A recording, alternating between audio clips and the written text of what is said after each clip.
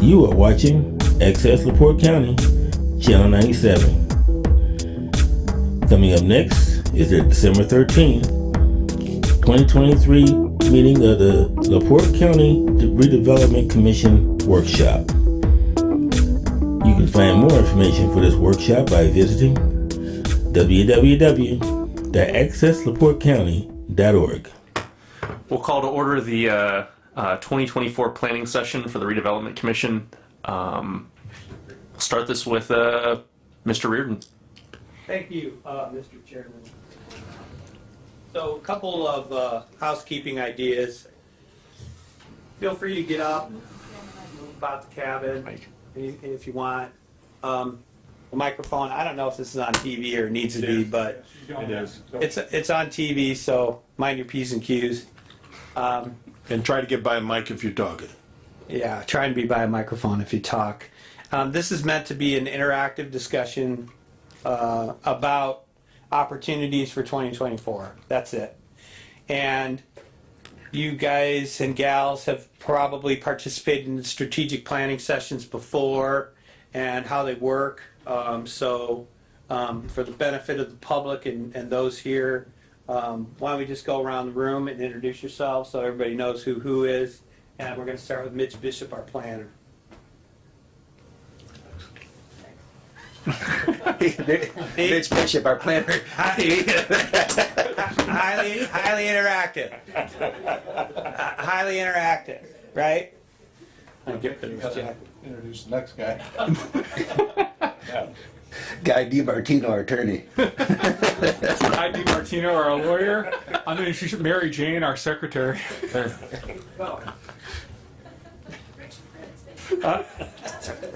like it.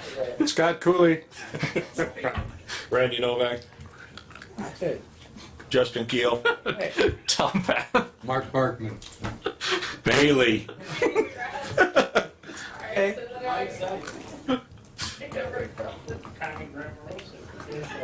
Hold on a minute. Wait. Somewhere along here. That was between us two. So I was going to say Carlson. There you go. We don't know. See, this is not portraying organizational skills here by the group if we can't even get through this one exercise. Let's continue. I just want to let you know there's a for real professional in the room. Trista from Carl Sender's office is here. And you guys and gals are familiar with Carl.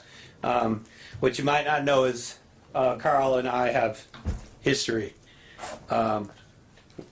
Before I kind of learned half the stuff I know, I used to work for the government.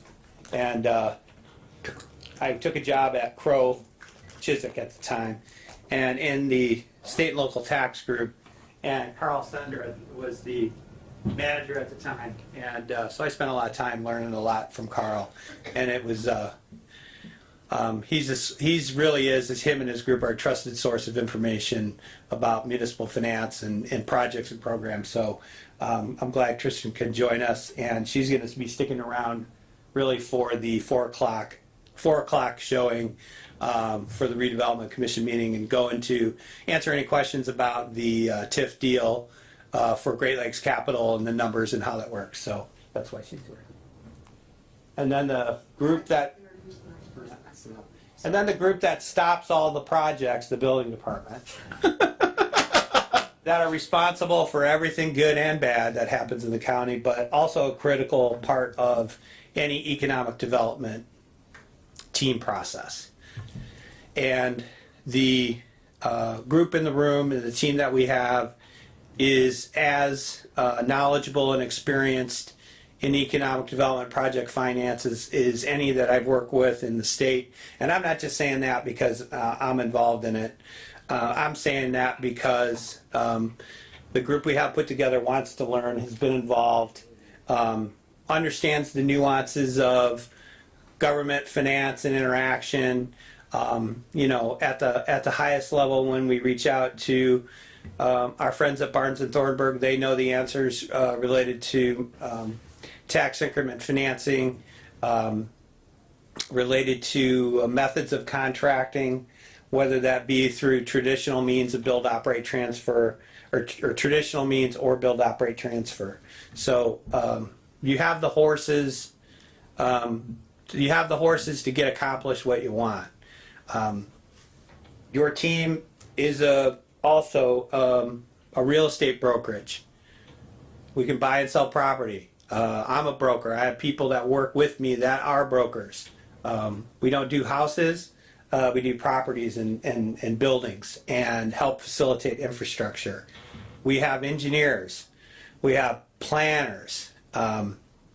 Not just like Mitch Planner, but other planners that do everything from identification of utility costs, like was done for 35 TIF district. Hey, we need an idea of what something costs. So instead of going, oh, geez, I don't know, or to be able to access that asset, to be able to do that, and that's all part of your team. And last but not least, I'm sorry, please introduce yourself. Commissioner Joe Haney. Joe Haney. Okay, so everybody's here. Please introduce yourself. Mike Rosenbaum. Okay, great. Not everybody knows everybody. Now I want you to stand up. No, I'm just kidding. We're not doing any of that crap. So I would say that in 2023, we had some noteworthy things occur. I'm going to spend a minute with that. Bailey's going to run you through the annual report. This is a draft. So if we missed anything, direct your anger towards Bailey. If it's all good, then it's Carlton who did it. No, I mean, that's not true. Right. So we took the time to run through some items that we covered in 2023 for the the highlights, and I'm going to turn it over to Bailey. And like I said, this is interactive. Get up, walk around, ask any questions, interrupt anybody, all you want. At the end of this process, my goal is this: that we as a team and you as the electeds identify tangible goals for 2024. Tangible goals for 2024. And we're going to help guide you through that process in the discussion. So let's start with past practice, what we did and how we got here. Bailey, why don't you run the group through where we're at? I'm not going to yell. I'd like to have one. Y'all just yell really loud. Hope for the best. So I do want to note that a lot of the. It's not gonna, I don't think it's gonna work. All right. Bailey? Oh, thanks. Let's come up here for a second, hang out with Matt. Sure. Invade some space. So for 2023, all right, well, now there's another microphone. We do want to note a lot of the activities that we're detailing in this reflect the past 6 months and not all of the entire year. So some of the business retention, those numbers might seem lower than you might have seen in previous years, but that is due to the fact that this is a smaller time frame that we covered. However, they still got out there and they got a lot done. Both Carlton and Mike made out to, it looks like 9 different businesses. I think they're still meeting more. And they got several tax abatements done this year. We did detail some of those in the packet that you have. Business retention, as many of you know, it's what the county decides they want to see happen with it. If it's, more information sharing, if it's how do we help you find workforce. So those are things to think about for next year. What do you want to see happen with that program? Tax abatements and the likes will continue to occur. The information's listed for you as to what we did this year. I mean, I got a lot done in that very short amount of time. Matt has been keeping many of you updated on the new business activity, the leads that we get from the state or direct sources. We've responded to over 30 leads this year, totaling, the number is now over $36 billion in investment. Several of them we are still entertaining at this point, and we're seeing a large trend towards electric vehicles, whether it be components, batteries, whatever you need to put in a car. I won't pretend to be an expert. And we're starting to see an uptick in data center leads. In 2022, we had 1 lead come through for data centers. This year, we've had 3 so far. With that continued upward trend and the quantum corridor that many of you heard about, I think it was last week, we're seeing a big push towards that area. For the redevelopment commission, you were all here, so I would hope you know what happened here. There's a lot in the pipeline. There continues to be a lot in the pipeline as things progress. With the new business leads that we're getting, we are starting to partner more and more with Purdue Westville. The Chancellor-elect, his leadership have all indicated an interest in working more closely with the county on what that partnership may look like in that area. Does it look like us working on data center type things, quantum corridor type things, what can occur over there, what should occur over there, and that is a newer partnership that's progressing. We do still assist with the county website. We do try to keep it as updated as possible. When we know something's not updated, we update it, but otherwise we can continue to work on that or not. It's up to the board. The broadband task force, we did submit to Next Level Connections round 4. We are in that process. We're in the challenge phase where the providers are deciding what do we actually serve, what don't we serve, and which data points are going to be the ones that move forward. As we look ahead towards 2024, we're looking at the BEAD program. That'll be a new pot of money to dip into. Carlton will continue to be the one that will feed you more information on that as time continues.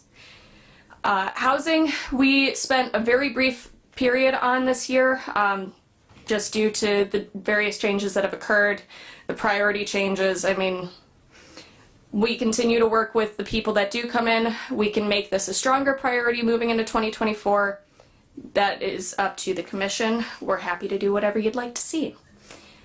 Looking at the last page, second to last page, the return on investment just for the last 6 months, it's still remarkable what we've been able to do and what the commission has allowed us to do.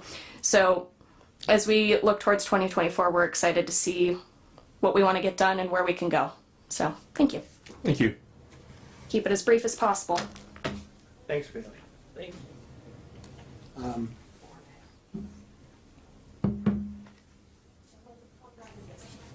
Yeah. Not bad. Not bad. Can we, can more be done? I believe so. Can we, through a little more deliberative partnerships with cities and towns, do more? Probably so. There's one thing I, from time to time, have to remind people of, that when a project happens in a city or town, it happens in LaPorte County. So, you know, I know how everybody loves social media and how it comes out and what people talk about and all the fun things that are and helpful information that's put out there.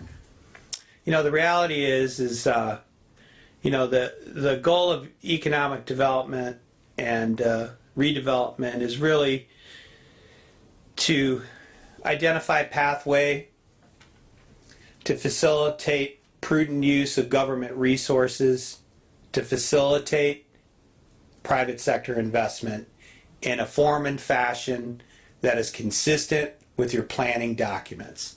Now, you could ask me to say that again, but I could never remember how I put it together. But that's it.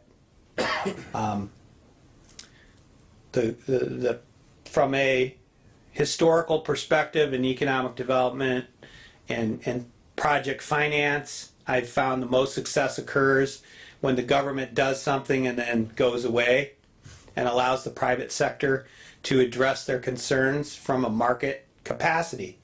Why are they interested? You know, they're interested because it's profitable. Let's be honest about all this.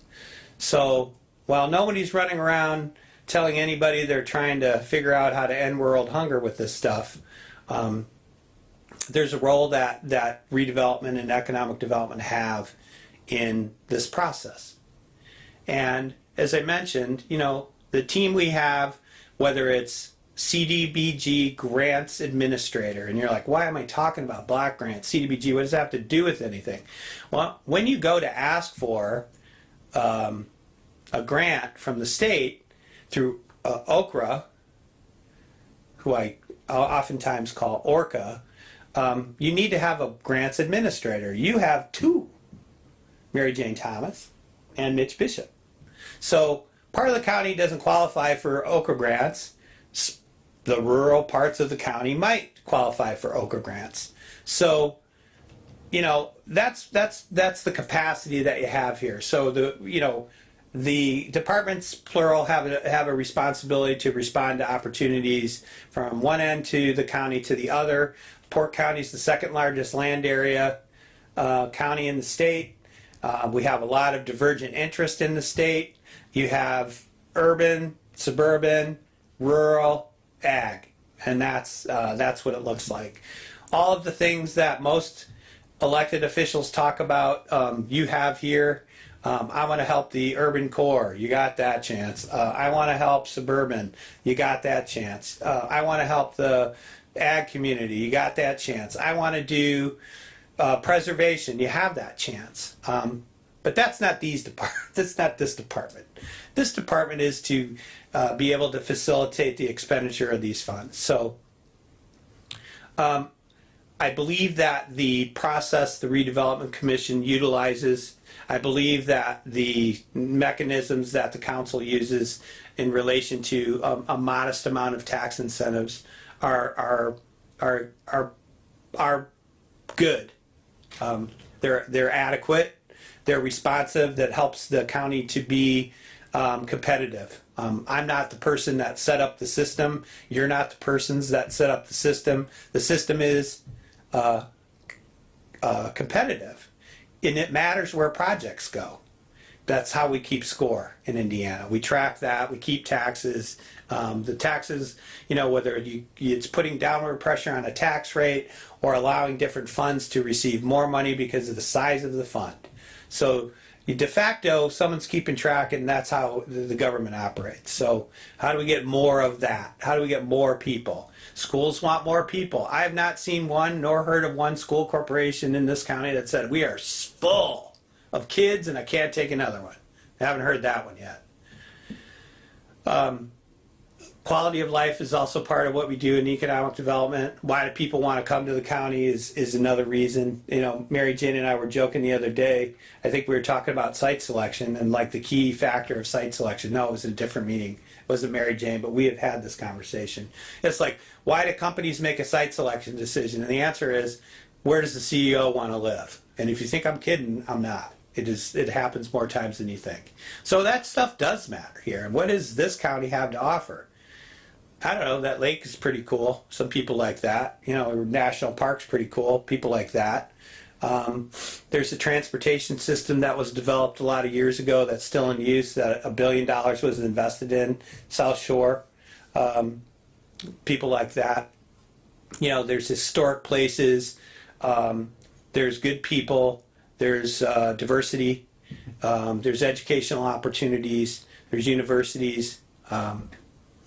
There's a lot of what a lot of places strive to build, to garner, but they're here. So what is the other part of our job? The other part of the economic development job is the sales job. You know, Bailey mentioned casually that, I don't know, it was like 36 billion. What was the number? Okay, 36 billion.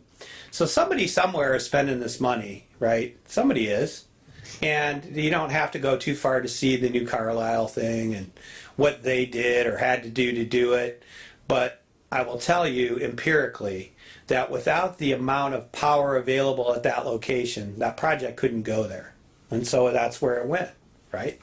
So how can we as an entity continue to do that? So I'd like to say that we've made some headway with our friends at NIPSCO and their ability to respond, to be able to provide more power, more gas. And but they too have a fundamental challenge, and no one's losing any sleep for NIPSCO. I mean, this is the way it is. You know, they're the villain in a lot of people. They're a villain for a lot of people, but I got to say this, when you turn your lights on, do they go on? Yeah. When you turn your heat on, does it work? Sure. Okay, so that's half the battle. But, you know, when a large project happens to come to this area, it is a large capital outlay being requested by somebody. Well, now, I know this, that if the somebody isn't you, and that somebody is either NIPSCO or the company. So when somebody says, oh, sure, I can service you, it's $15 million, well, where does that come from? that has to come from the company in partnership with NIPSCO. So how does this group or entity affect positive change in that area?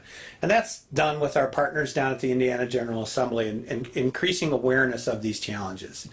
If you want to land big deals that have a fundamental change in electric, gas, or utilities, then you should set up a fund to do this stuff. You should do it. Why should the company come up with half? Why on earth would the local community come up with half? And why should the private entity, the power provider, have to foot the whole bill? Nobody kind of goes forward on a project thinking it's going to drastically fail. At least as long as you don't go on social media, it doesn't matter what it's all going bad, right? So when we set out to do projects, and even the project we're going to talk about later, all right, there's a lot of layers to it, but nobody sets out to say the project's going to fail or it's not going to work or you shouldn't do that. I mean, there's a lot of people moving forward in lockstep to try and get something accomplished, whether that's private company hiring engineers, architects to design sites, to people like our building department and our planning department reviewing that and understanding that, and then on the incentive side or the real estate side, showing up at economic development and asking us questions: how can we do this, and how can you partner with us to get this accomplished? So Matt, you have some items under previous efforts. There's 4 of them here. Could we run through these, talk about what's working well in each of those areas, and then where you could use more support from county government to be more effective in them? The first being on the list, business retention efforts. Yeah, BRE. I think we're pretty good at it. I think the right size is to have 2 meetings a month. I believe that the companies like the attention, I guess, for lack of a better term. There's no better way to try and grow your economic base than helping out your existing businesses. So that the group that you guys are targeting for these business retention efforts, are they mid-sized, large companies, also small companies? What's the audience that you guys are reaching? I'll let Mike and Carlton answer that. What's the target? And I'll let you guys answer, like what how you guys come up with the right kind of list, and where they can go and what you do. Good afternoon. Mike Seitz with Community and Economic Development. We have a long list of all kinds of companies, from the small business to large manufacturers. We've been doing this now, I've been doing this for the county on and off for 7 years, doing retention. I did it for 15 years with the Chamber of Commerce as president. So, with our help from Carlton, we are talking to businesses, and the purpose of the business of economic development retention, business retention, is to find out how we can assist the business in expanding and retention. Whether that would be if they need tax abatement, it would be if they need help with international trade, it could be with small business loan information, whether it could be different state programs that we help with, minority business, women-owned business. We target those. So we've got a long list. And how many do we meet with a month? 2. 2? Meet 2. And it takes a while to number of phone calls. You don't get through the first time that you call a business and ask if you want to come out. You don't get through the first time. It takes a lot of phone calls and a lot of set up meetings and that type of thing. So, and I know some of you have been with me on retention visits. I know Commissioner Brzezinski's been to a larger company, and you've been to Sims Meat Market with us, which is a smaller company. So it's a wide range of. Are there any themes as you're making these visits of things that these companies need assistance with? What is the number one thing that we're helping them with as an outcome of that meeting? I would need employees, Definitely. employees, and in some cases, assistance with state programs, and introduction again in small business administration information. The feeling I'm getting just hearing two businesses a month, it seems like a low number just given how many businesses we have in this county of 110,000 people. Should it be more? Well, like I say, we've got a long list, and we've been doing it for 7 years. So we sort of stagger that out. I mean, you don't want to call on the same company 2 times in a year. Sure. So we just follow up with all the businesses. Sure. Thanks. Hey, Carlton Bishop. I've been helping Mike Seitz over here with business retention. So what I've realized is our mix is primarily the larger businesses, and then we'll have a few mid-size, and then the small businesses we have. High-wage employees. yeah. High-wage employers. Sorry. Who's doing the most, who's paying the most, who might have the most power? It's the front line. Okay. So in terms of let's see, where was I going with that, Matt? Dang it, Matt. High-wage employers. Yeah, so so how this looks for us is if we go to say a mid-sized manufacturer, they might need help, understanding how to work with the federal government, so we give them that kind of stuff. They might need different resources from us, like the A.K. Smith Center. We can give them work one.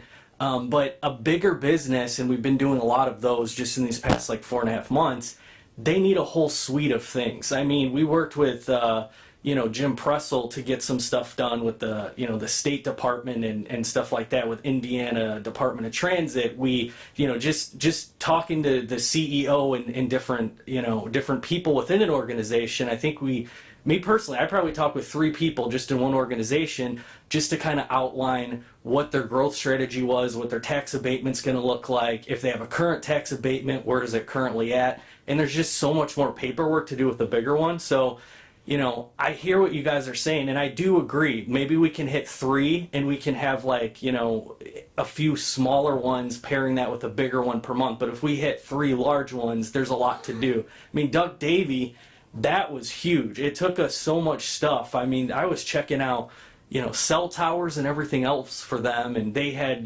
specifics on the broadband project, so I met with them about stuff. But, there's a lot of stuff depending on what business it is, if that makes sense. To help clarify the point, there's a level of follow-up and due diligence needed with each business. So it's not just it's not like hey, how's it going? You seem to be great. It's, they give you a list of things list of woes you get, and those who are elected officials know what that looks like. Somebody calls you up and said, this is my list of woes. We'll just call them challenges. So sometimes they vary from project to project, and we do get project reports. So it's kind of the internal stuff that we do, and then the follow-up that's needed to have. I mean, but to really hit the highlight, and it's something that's really not in our control, it's the employee situation that can be the most challenging. So, I don't have an answer for how that works or how that can get better, but, I think we could, there's always room for improvement, and perhaps we instead of just primarily focusing on the high wage payers, we can dedicate a visit a month to a smaller business, a lower tier.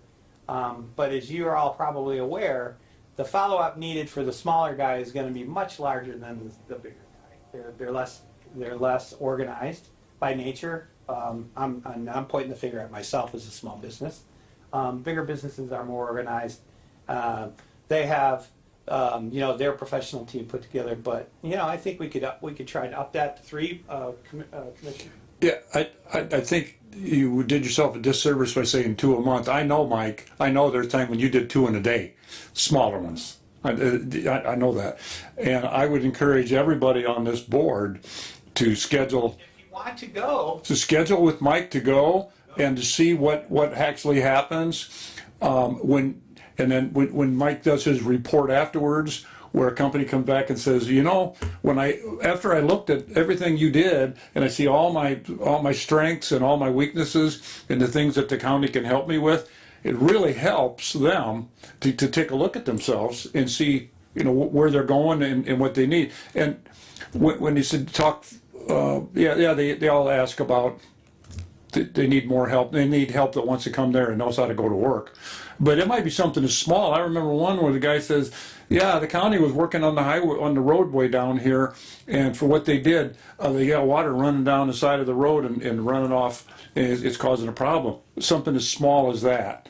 But I would encourage each one of you to make an appointment with Mike and Carl and go out and see what they do.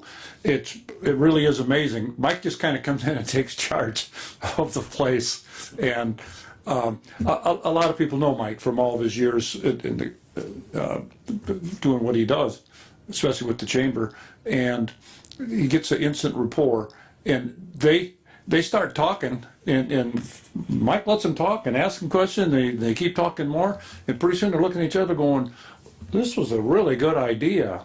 So, Thanks. Mike keeps bringing back these reports, and they all have there's like a to-do list. I'm waiting to get one back that doesn't have one. Every time he goes, there's a list. And some of it's government, and some of it's not, and some of it's general belly aching. But I think it's an important service that the Office of the Center for Community Economic Development and Government Affairs takes on. I think it's important to do.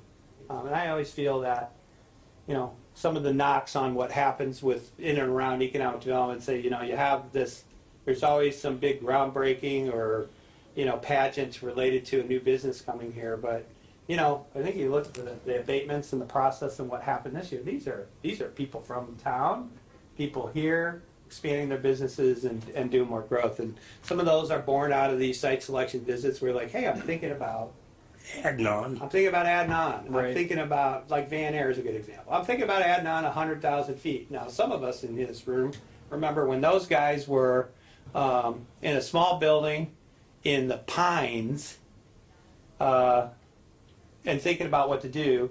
And the group got together and they found a spot and they put it out there off of 400. And, they were back around this year expanding another 100,000 feet. This is the third time the COCOP boys have made an investment in LaPorte County and did those jobs. So, is there any other ideas to expand or make better the BRE?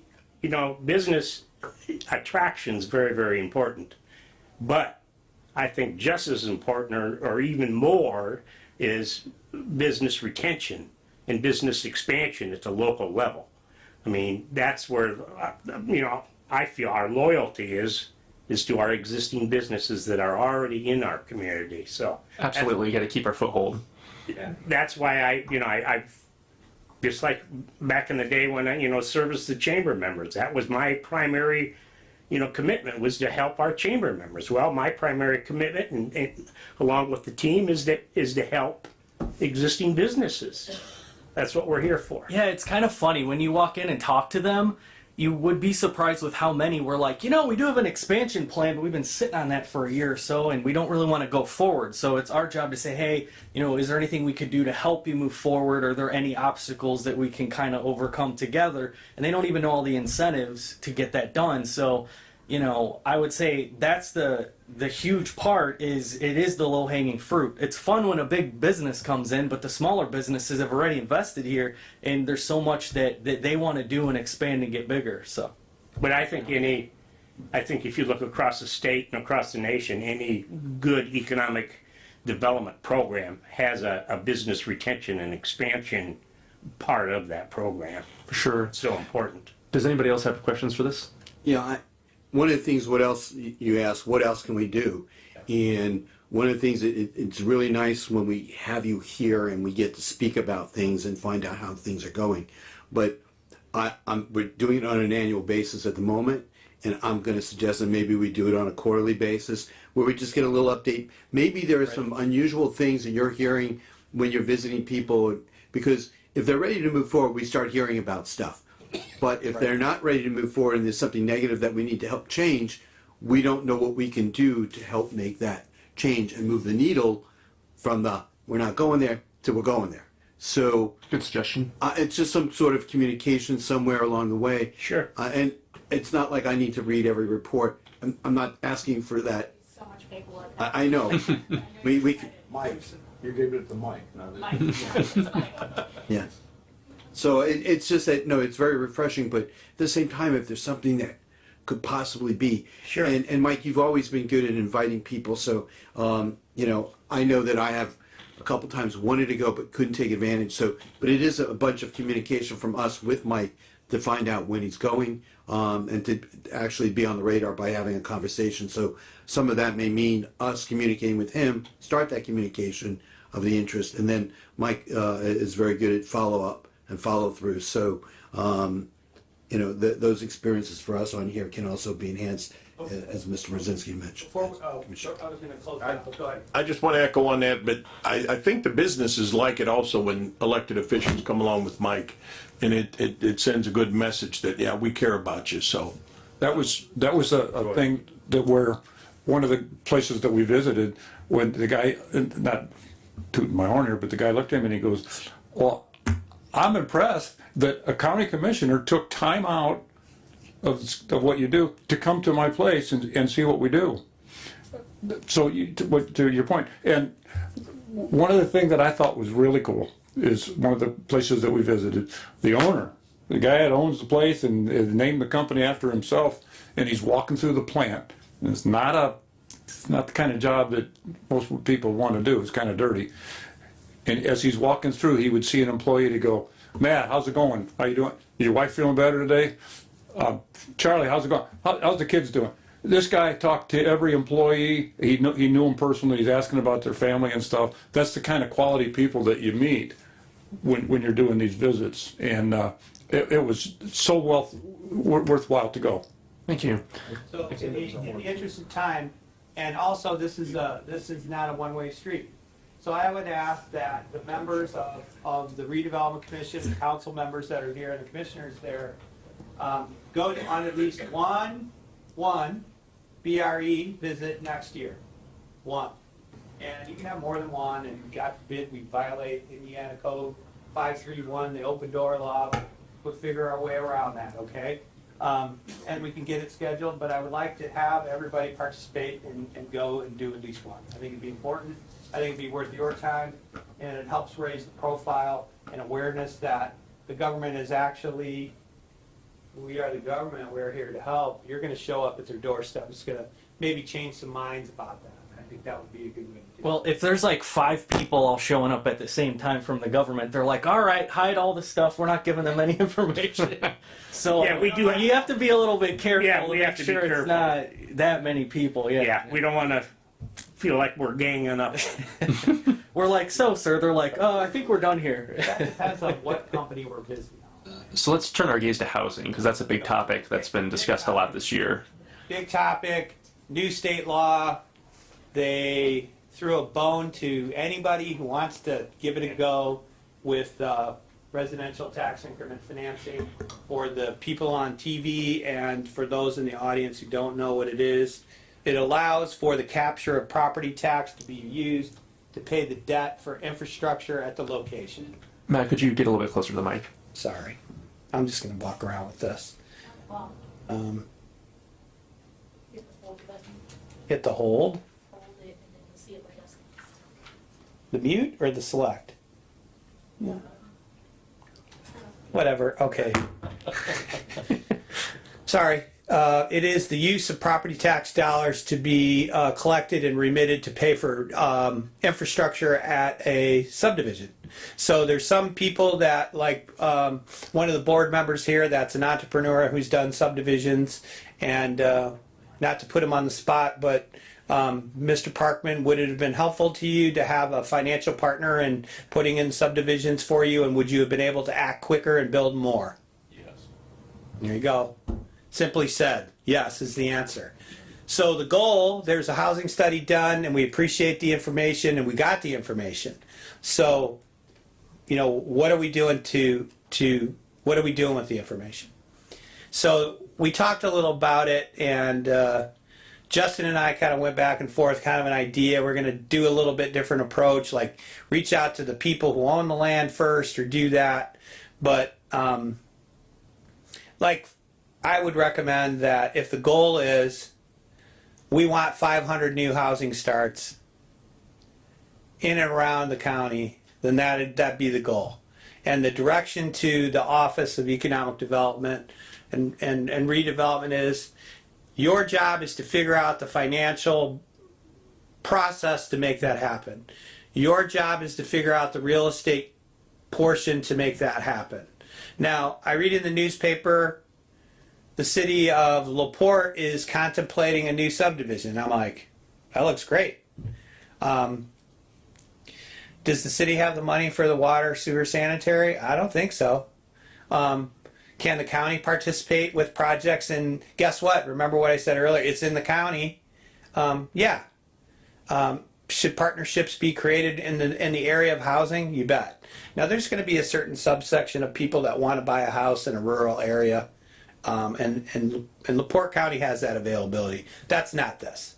This is not 1 acre lot subdivision. That's not what this is. This is 1/3 acre lots with some density, with some amenities in a neighborhood where families can buy houses and send their kids to school and go shop at places. So how do we get there? I can tell you from experience. Go ahead. Matt, if you'll indulge me, you work for the town of Hebron, I believe, also Right. their redevelopment commission. They just started building a pretty large size subdivision. You probably know how many homes that is off the top of your head. Dude. Tell me what that process was like. Hebron is a lot like Westville in terms of population and the dynamics that it has. What did they do to attract that developer? What systems did they put in place? What challenges did they run into? And how is that similar to what we're going through? Very similar. They wanted more housing. They wanted more people. I said, "Oh, well, that's great. How are you going to do that? Do you have lots that have already been platted?" And the answer was no, not really. So there's a program that was set forth by the state, and it was directed towards communities that had no housing growth for 3 years. So, I mean, zero. So remarkably, there's not a lot of places in Indiana that qualified for that. And unfortunately for Hebron, they did at the time. So there was an owner of property, and it was a simple, I don't want to say simple, it had to do with connectivity to the parcel. There's a property that was in the town, nothing on it, farm guy, sells it to another guy. He comes in, he's a housing developer builder, he's got relationship with national builders. He says, "I want to do a subdivision here. You're going to give me all this stuff." And I said, "You can build a subdivision there, and we're going to talk about what kind of stuff we're going to give you in exchange for how we want it designed, the price points for the housing, and how we want them to look." So they set up a residential TIF district that had to adhere to the different standards, which they could go up to 25 years instead of 20.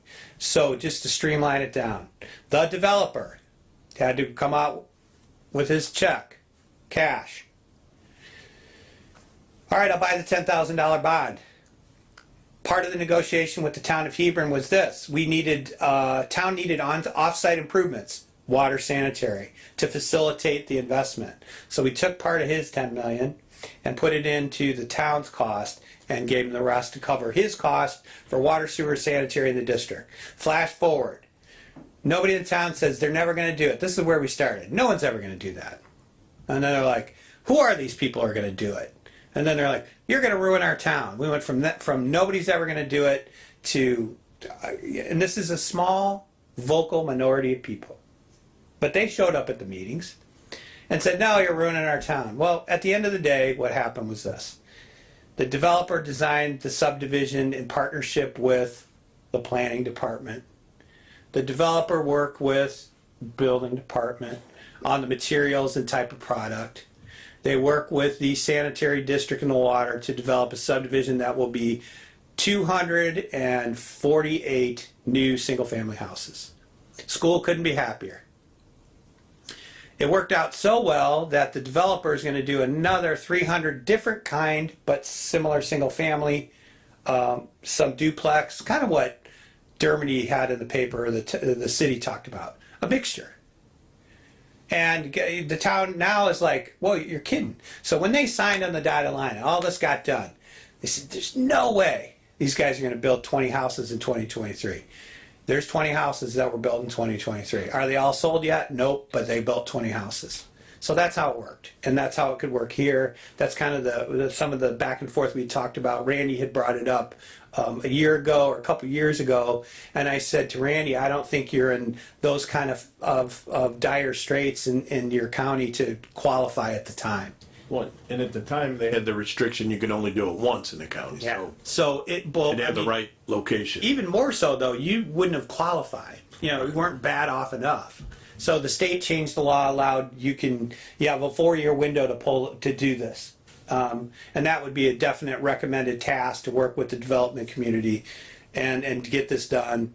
With an eye to, unless I hear different from the county water and sewer district, and unless they're building a wastewater plant and a water plant somewhere, we need to work with what we have. So that's, adjacent to Michigan City, or that's adjacent to Westville, or that's adjacent to LaPorte City. It's the only way it's going to work feasibly. So what does it do for the city? You start expanding your boundaries of your sewer territory and water territory. Well, guess what? You get more customers, and then you can keep going. And so that's the idea, is to daisy chain these investments in utilities to help facilitate that. So in the case of Hebron, they had a property owner who was willing to sell and a developer that was willing to come in, and it was really the town interfacing with those people who already had interest.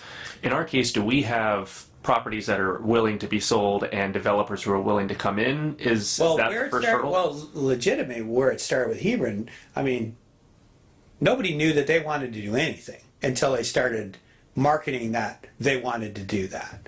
So there was one councilman in particular, John Spinks, who took the lead, and he was a school teacher and he knew a lot of people. He says, hey, we need a shot in the arm. So they started getting it out there in the wind and promoting, we want more housing, we want more housing, we want more housing. So they said that was the initial effort.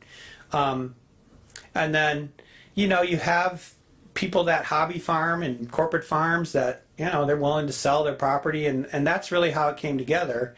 But without the acknowledgement of the community that this is something they want to do, that developer would still be building stuff in St. John or Cherville or Cedar Lake or wherever, pick another spot. But because he knew there was an opportunity to do this and use this, he proceeded forward. And then D.R. Horton comes in and starts building a product, and I think they sold 3 houses, so it worked out. So it wasn't by accident, but there had to be willing participants too. So how do we send, as a redevelopment commission, as a county commissioners, how do we send a firm message to developers, housing developers in particular, that we want to see some sort of housing growth here? So I think we're doing part of that now. I don't think it's been acknowledged out loud that there would be a direct opportunity to do a residential TIF deal here to facilitate the kind of product and the type of investment to happen. But if there's enough inertia by the elected officials and the redevelopment commission to do this and figure out the best area, so in the due diligence of that, you're able to identify what's the best logical location. In the instance of Hebron, it's a small town, man. So it wasn't like, it's not a vast area. There was like one spot you could actually do this on.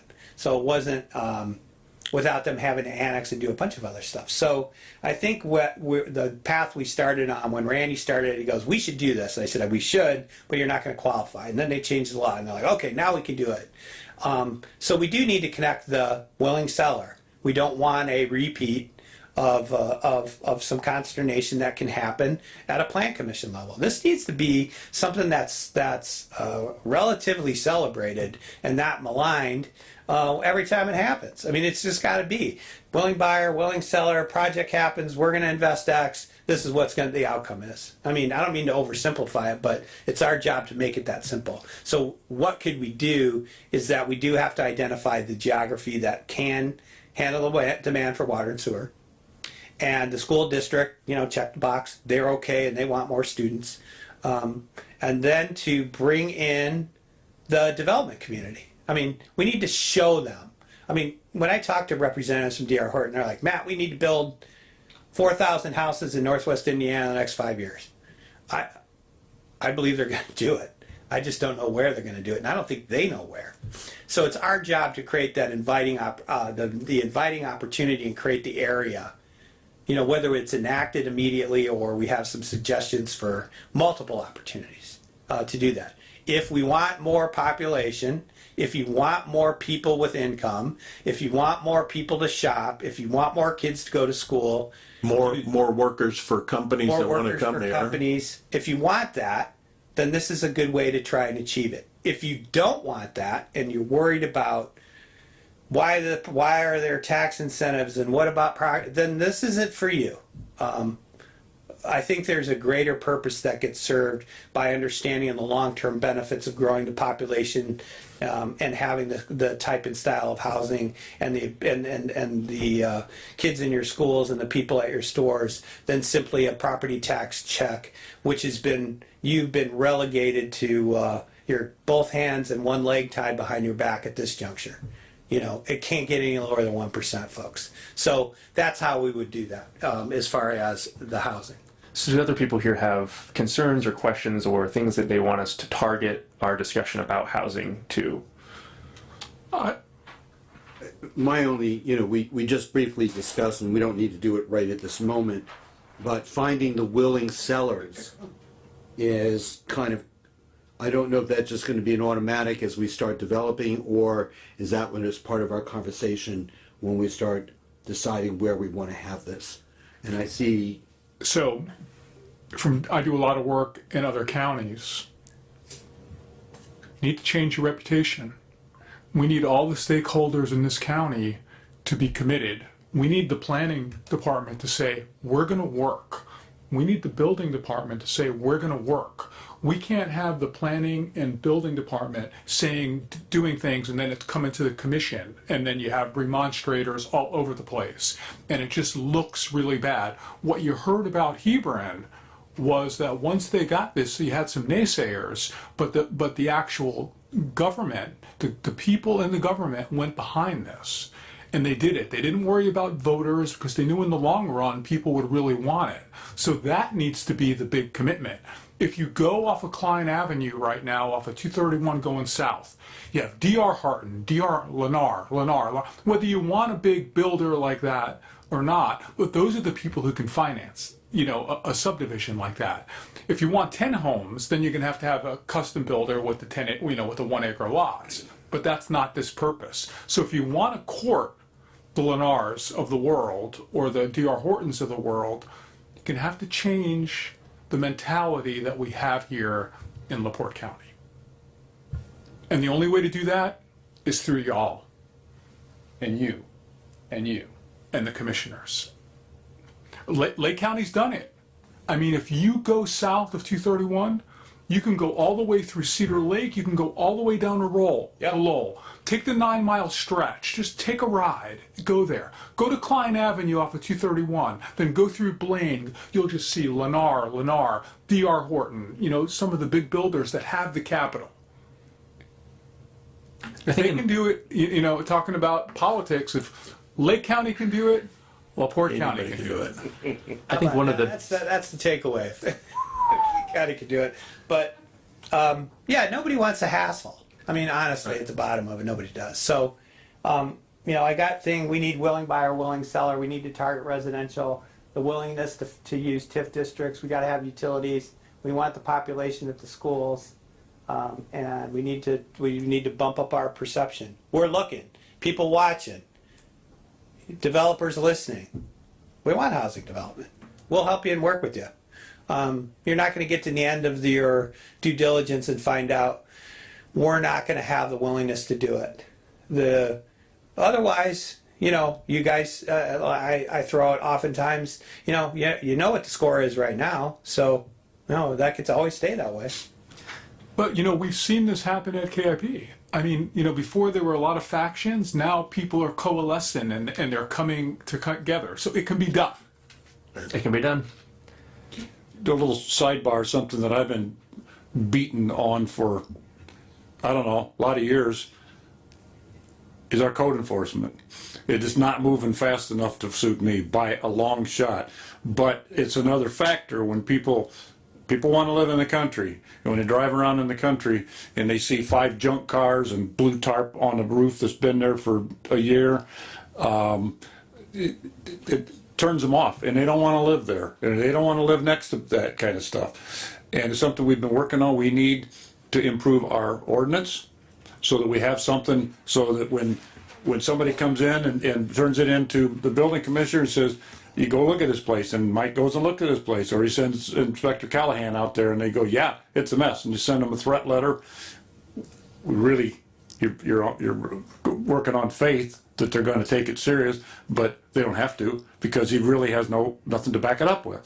It is something that I've been beating on this for a long, long time, and we're not moving very fast. But it's something that I hear myself and Mike, because every time I hear, he hears of people calling in and sending me pictures, and he's giving me addresses of stuff that it's deplorable. And Mr. DiMartino, you ask them and you can tell them, but you can't make them. Oh, Pat. I have a lot of the stuff ready to go. You need commitment from the commissioners and from the council that you're going to fund it. You're going to need to hire an ALJ. You're going to have an enforcement mechanism. It's going to cost a $250,000 investment. So when the county's ready to do so, we can move forward. But until the stakeholders jump on board, it can't be done. So I'm going to talk about that in context with the new stuff. So guess what happens when people come in to get a permit? They pay you. So let's talk about my favorite thing, sources and uses. If I'm getting paid for lot development fees and whatever those numbers are, that money then can get used for doing things like code enforcement, and you try to do that as a matter of course and can help you get the capital. The other thing I'm going to throw out there is, when this particular community started out, they noticed that their fees were really, really low, like really low. And I said, well, here's the fees for all these places that kind of used to look like you, and that's like St. John and Lowell and some of those things over there, right? And they're like, oh my God, they're charging $4,600 a lot. Parkman's over there going, come on, man. And guess who's happy to pay it? D.R. Horton, Lennar, and all of them. They're like, how much? Sure. And Raises it on the price of the house, though. correct. It does. Yes. So, but they're hammering stuff like that, and they're hammering because you created a desirable atmosphere to do something. I mean, that's not advisable in places that you're just trying to scrape on by, and we don't want to create an atmosphere where we potentially hurt or damage our existing housing developers and builders. But part of that housing exercise also needs to include, whether it's through code enforcement but other means, how do we help out the existing housing stock and the existing people that have platted lots? Mitch, how many platted lots are still out there? What were your guess last time we talked? Most of our subdivisions. And Mike can speak to this too, and Ashley, but there's a lot of things that were platted that came before the plan commission, and a full build out might be 150 homes. And I can name a couple off the top of my head. There's only been 9 houses built. One of them's on Joliet Road, right off of Westville. That was platted for like 100. It was all approved, and 9 got built. The subdivision I live in, gentleman owns that in this room, and there was, I believe, you would know, 100 something. 120. I think there's 45 in there, maybe, Bill. But they have been moving there. They have. You're filling them in, and I think like 7 or 8 new ones. And there's plenty of places, I mean, P&W, Right. the last lot there is gone. Right. Scipio Sunrise, we've done 15 new homes out there this year. Park Place 2, there's 30 new homes out there, 20 new homes out there. So there are places going, but Yeah, there is starting to see a lot more infill. That's correct. That's good, but I don't have the answer for that today, but that's also the bigger component. And I'm not even going to talk about apartments because probably none of those are going to go in the county anyway, but also an important component and have to do with our partners in the cities to consider. But let's move on down to my favorite topic, broadband. to reiterate for the home audience, the county does not control the money from broadband. It doesn't come to the county. Receive, expend, any of it. It all goes to the service providers. Our goal is to be the ombudsman, to provide the state information. And I mean, here's the, here, I'm just going to drop it. Here's what happens. Here's the money. There's a map. And then they send it to government. And then it goes to the service provider. And then it goes back up this way, and they ask for the money. So this is us over here. All we're doing is reviewing a map. Okay? These people can listen to us or not. But they're the ones who get, and they're the ones who direct them. So our goal and challenge is to make sure the map's correct. So we talked about that at the last commissioner meeting, about getting the best information available and be able to do that and provide it to the state. Same program that the state uses. How can we do this? That's a good way to do it. I was on a phone call today. I love these stories that happen. So this guy gave me this whole spiel. Hey Matt, I went down my block. So I'm envisioning what my block looks like, and it's about like it, 500 steps. This dude is on his block, meaning it's probably 3 miles of stuff. He's got 10 people on his road, and he's like, nobody has broadband. Why don't we? He goes, and this was a curious point. He goes, now I saw somebody putting fiber or something in the ground in vaults, but none of the houses are cooked up. Now, other than what internet service providers tell us, I don't know what it is, who did it, and where it's at. Assuming they went and saw our friend Mike over at the building department and got the right permits, assuming that happened. So there's a bit of an information gap on what we get. We're trying to close that gap on broadband. We talk about, there's somebody I know pretty well that happens to work in broadband in Washington. And this person tells me the state of Indiana is getting $800 million. I'm like, no. The internet service providers are getting $800 million. And that's how the program works. So up and until somebody changes it, that's what we have to deal with. So we're going to make sure that the internet service providers have the best information necessary to make those expenditures. We're going to follow up with them on their commitments, specifically if they get funding. We're going to work with them on impediments to easements and access, things that the government can do as a course of action by allowing use of easements and some things. And next year, when they change from state funding to federal funding, that's going to cause a whole nother problem for another day. But, the idea is to broadband, make sure our people, when I say our people, the internet service providers here are in line for their assistance to help cover their gap and their cost to service, to be able to allow people to connect and pay for service. That's the long and short of it. Unless any ideas on how to do something with that? We just, like you stated, we just need to make sure that we get the word out to everybody. And that's, Carlton and I went to Farm Bureau and we're trying to reach out to some of these rural areas and things. The libraries. Right.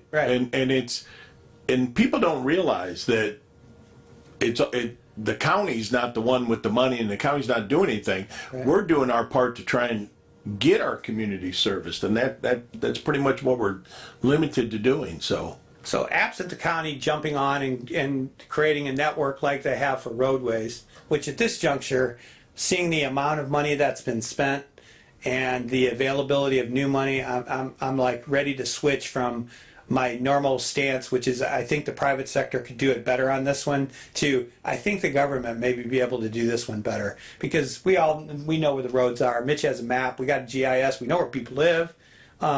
So if somebody said your job is to do 25% of the rural areas in your county, we know where the roads are. We own the easements. We could do it, but that's not the menu for today. For to be able to do that. And then any other comments on broadband? Anybody have any thoughts? Are we in the, Mary Jane, are we in the challenge period? Are we in the fight period yet? No. We're not in there yet? January is fight month with the powers that be. So we're going to review the maps against our information. That's why I said the better information we have, not, this is like, I guess I should take it easier on the internet providers. We'd be in trouble if we didn't have them. But It's covering the map, huge. But the fact that they're compensated to create this risk to get more customers is not lost on me, nor should it be on anybody listening. Okay, so we're trying to get them into a position where they're making investments and partnerships with the government. So that's really the goal. All kidding aside, it's a tough task, as you can imagine. Rich, you remember when they did the rural electrification? You were what, 85 or 48 by then? Just kidding, man. Same kind of effort. Same kind of effort, though. Seriously. Imagine that. We're going to make sure everybody has power. No, you're not. They did it. So somebody will come to that conclusion at some point after we go through this iteration of let's see how far the private sector can run this out, and then we'll get to a point where the feds have to come in and do it. So we're kind of burning through time. I want to talk about a topic: the EV industry, batteries, and all that fun stuff. The majority of large leads we get from the state of Indiana, the activity that happened in New Carlisle, guess what? It's related to batteries and battery storage. It is an emerging industry that we, the U.S., are not good at. It is a industry that decidedly the U.S. wants to get good at, which is important. You think about things like the CHIPS Act that our own Senator Young, working in a cooperative fashion to get passed, and these bigger type projects, the colliders, the things that we don't really hear about here in Northwest Indiana or LaPorte that are important. Well, I'm just going to bring this up in the EV in the context of tech and new energy opportunities. So the region was part of a grant award of 31 regions in this country. And this has to do with the participation in the quantum corridor, right? And this is kind of about EV, but not. They're going to be able to operate better. Everybody's going to be able to operate better. But it's in the same context. We have emerging transportation ideas about EV and batteries and electric cars. We have U.S. automakers, we have foreign automakers, we have those in Indiana automakers that are doing this and making it. So it looks like it's something that's going to stick around for a little while. I think the technology related to being able to create energy in a different fashion and store it has in the last 15 years is really been exponential. Before the big problem was I create a battery, it doesn't last as long, it's not as durable, how do I charge it? Has gone from, now the discussion is, okay, these are lithium batteries, how long do they last, and and what can they run with them, which has to do with their ability to turn turbines and move wheels. So they're a industry that prides itself on green technologies and self-sufficiency, so they try to do things like recapture and reuse energy, and these are pretty good paying jobs. There's a international interest in not just Indiana but the United States. We can't predict the politics of today or tomorrow, but I do know this. I don't think there's cash doesn't know political boundaries. I know that. And creating good jobs is a pretty good idea. So we're going to continue to focus on, those opportunities when they come. And those that are just not feasible, we'll pass on. But that kind of leads me into the last topic I wanted to cover, and to give you guys 10, 15, or 5 minutes to take a break. The TIF districts, we've had it's kind of a smorgasbord of what happened. So you look at 421 and 94, which is I think that's the first district that was created. And the idea of that district back in the day was, how do we facilitate infrastructure to allow businesses to make investment and to drive commerce at the interchange? And that's what the process was. So here we are 15 years later. That stuff happened. It took a long time and a couple of swings and different funding sources to get the infrastructure done. So first it was, and some of you remember the battle of what is that road? The Kiefer Road, the Battle of Kiefer Road. 400. Yeah, 400. This is our side. This is your side. You pay, I pay. Well, they ended up splitting the cost of it, but the infrastructure was there. So that allowed us to go to at the time, NDOT and say, hey, we could use $1 million, and Mitch helped me with that grant. So we siphoned $1 million off the back end of what NERPC got for funding. And it was some unused money. So we grabbed it and $1 million went in to move that infrastructure down. And then a couple years ago, the Redevelopment Commission, we finally did a bond issue. We had the right kind of project and deal to be able to move the infrastructure to the other side of the interchange. And so, people are busting chops a little bit about a Love's Travel Center. I'm like, hey, you know what? Let me know when you get $18 million together and you can build whatever you want over there, but that's what that thing is. And oh, by the way, what you don't understand is that thing helped us bring the utilities down so that we can maybe develop more items that are around a closed landfill, which, some people don't like building by. And it might be a little bit of challenge real estate. But you did that with that process. You did that.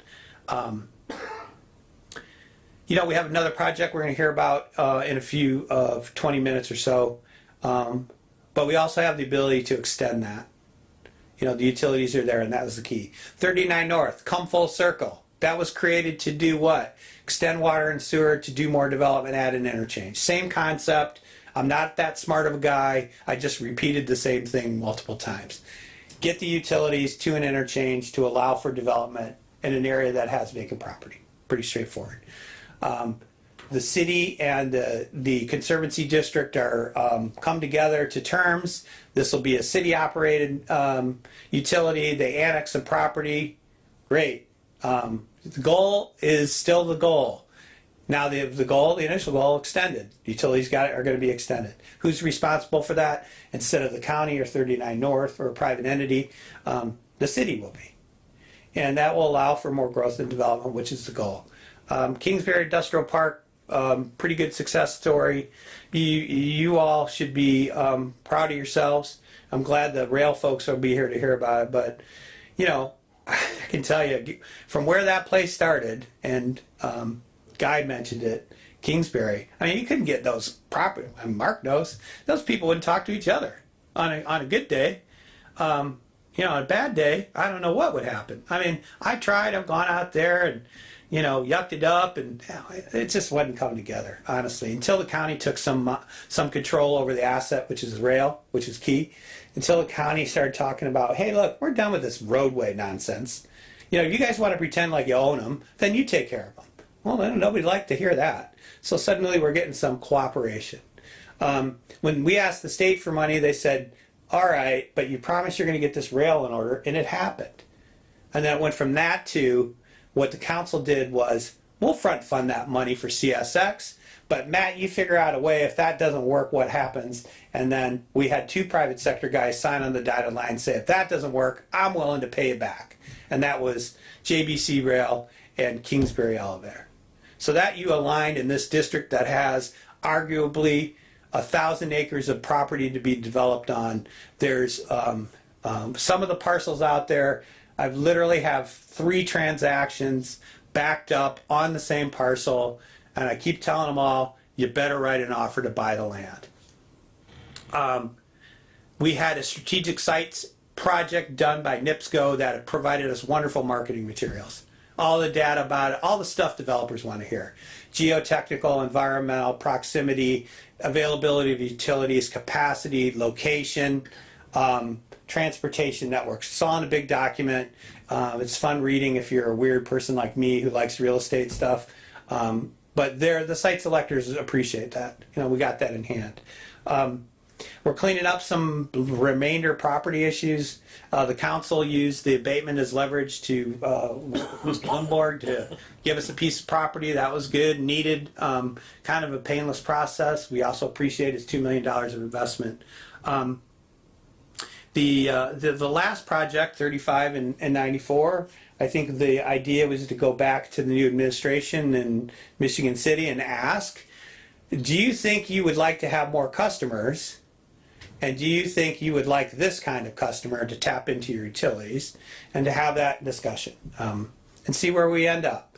If that is not roundly received, I would probably come back to the council and say, why don't we think of a better project or a different spot or a better place to invest this money so that it's where the group would be leveraging more investment as the intention. Yes. We've already earmarked 1.5 million. Yes. Project. Yes. To extend the water and sewer. So it's all a matter of if it's got to happen, and if it's not, then. I've been taking the council members one at a time and enlightening them, educating them. I think we're going to be okay once we go back to this. So, I think somebody in this room could figure out how to spend $1.5 million on some stuff. I'm pretty sure of that. So the other TIF district or development idea I want to talk about, and this will be a fun one. It's in the draft report. Talks about the 9421 PNC Westville. I think we have land over there, thanks to one of the redevelopment commission members, Mr. Fath. He's helping out to get together with some of the landowners that are in this area to talk to them. I want to just let them know that nothing's happening to you. Nothing's happening for you quite yet. You're part of an area that can facilitate some of the stuff. I think it's critical that Purdue is on board. When I say that they're on board, I think we're going to be heading more towards either a financial partnership with the county or a financial partnership with the private sector data people. That's the area for the quantum corridor. You guys heard the commission meeting. Mr. Dockage was here with his people to talk about that. I mean, these are just opportunities, but there's some items that have to be executed, and the the departments and the electeds together collectively in a positive fashion to do that. I mean, how do we capitalize on a $1.4 billion prison upgrade? Well, we ask for things like utilities, and we work with Westville, which I've been doing with Tom, and the Westville. Mike was here as the president of the Westville Town Council, so he's interested. He's plugged in, So over the next, the idea is over the next 2 months. We'll have a plan put together in cooperation with Purdue and bring that to the Redevelopment Commission for consideration. I've already officially marketed this site to some of the people in the data center community that I work with, and they're like, "How did you get with Purdue?" Like, because they're there, and we asked them. So there's some panache to that. And I just want to close with this. I know and I don't want to belabor the website thing. That'll get handled. I mean, this guy runs website for a living, and if there's anything that you need or want or suggest on the website, contact Carlton and contact Carlton, not just Bailey. Contact him, and he'll make sure it's on. But I want to thank you for the opportunity to work with this group. MCR, me, and my team appreciate it. If you notice that we have different and divergent interests and different activities, we have some people have other clients. I think that's part of our ability to succeed is that we understand that we need to be flexible in our roles, and we also need to be professional in the manner in which we deliver information to you. So whether it's an engineering discussion, we make sure we have the engineer. If it's a finance discussion, we have that. If it's an incentive discussion, we have that, or broadband. And if anybody sees me at a broadband meeting, tell me to leave, because that's not my area, honestly. but again, I thank you a lot for the opportunity, and we'll forward this up with some meeting notes. And if there's any goal, anything, and I don't want to do this on TV, and it doesn't need to be done that way, and not that we're doing anything secret. But if there's other ideas that you couldn't think of today, please send them to Bailey. I don't care what they are. I mean, there's a Ready grant process coming up. They want some information by the 19th of January. Now, what is it? I don't know. You guys were a winner last year. The projects for this year are solely capital driven. You guys were already doing that, by the way. Your submittals were all capital driven. So, is there anything else, or like you said, anything comes up, let us know. Justin, do you have any other thoughts? Just going to ask you, are there any closing remarks that anyone would like to share from the RDC or from the commissioners that are in the audience as well? If not, then we will, is there a motion to adjourn this meeting? Motion to adjourn. Thanks again for your time. Merry Christmas, Happy New Year, or whatever else you're celebrating. See you in 5 minutes. See you in 5 minutes. We'll be back in We got some 5 or 10 business to minutes, attend to in 5 minutes. Somebody wants to invest $29 million in the county, so we need to be back here for that one. Thank you.